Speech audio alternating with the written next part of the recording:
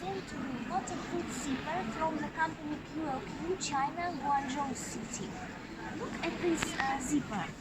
This is what we call waterproof nylon zipper. And also we have two types of waterproof weaving zipper.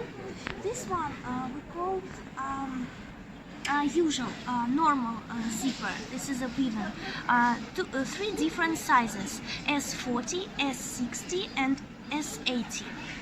And this one is a totally waterproof zipper. We say it air tightened. Also, we have two plastic stickers there that can sew all the length of zipper and cannot let any water go inside. This zipper is usually used for ice bags for hunting, for fishing.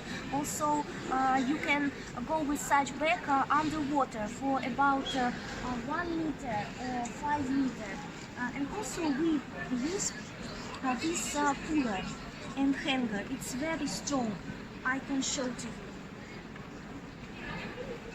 It's very strong and it cannot let any water go inside. Look.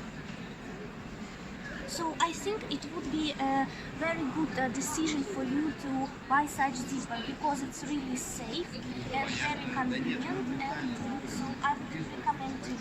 Thank you.